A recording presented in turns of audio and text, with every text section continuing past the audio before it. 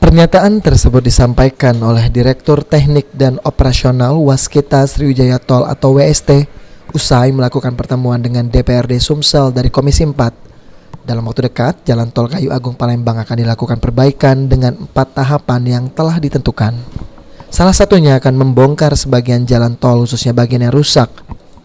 Namun akan menunggu hasil penelitian dari tim ahli yang telah ditunjuk oleh pihak pengelola jalan tol. Direncanakan proses perbaikan Jalan Tol Kayu Agung Palembang akan selesai dan layak untuk dilintasi sebelum arus mudik Lebaran nanti. Secara umum kondisi Jalan Tol Kayu Agung Palembang sangat berbeda, khususnya kondisi tanah.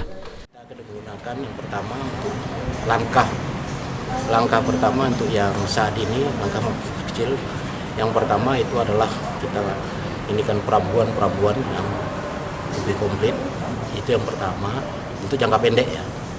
Yang kedua itu kita akan sapu lubang lah istilahnya, akan menutupi dengan metode khusus, ada aspal khusus yang kita gunakan dari Korea. Jadi ada lubang-lubang yang akan menjadi lubang-lubang besar, akan kita segera tutup. Itu yang kedua.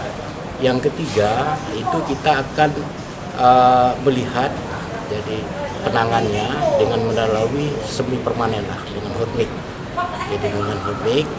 Yang keempat itu kalau memang kita lihat nanti kondisi yang ada itu kita akan rekondisi artinya rekonstruksi lah. Jadi akan dibongkar semua? Enggak, jadi ada beberapa bagian yang kalau memang berdasarkan dari tenaga ahli itu harus kita bongkar, ya kita bongkar. Sementara itu DPRD Sumsel diwakili Ketua Komisi 4 menginginkan agar pihak WST harus melakukan langkah-langkah konkret untuk mengatasi kerusakan Jalan Tol Kayu Agung Palembang.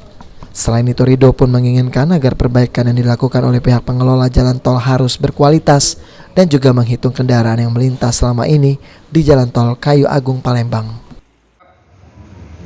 Perbaikan yang akan dilakukan nantinya ini perbaikan yang memang berkualitas, ya.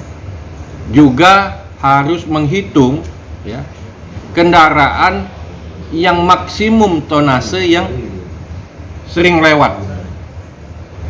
Ya karena tadi ada. Selama ini Jalan Tol Kayu Agung Palembang masih sering dilintasi oleh kendaraan bertonase berat atau odol, sehingga ke depan kendaraan-kendaraan tersebut harus dibatasi dan juga kualitas jalan tol pun harus ditingkatkan agar tidak sering terjadi kerusakan. Firman Hidayat, PAL TV.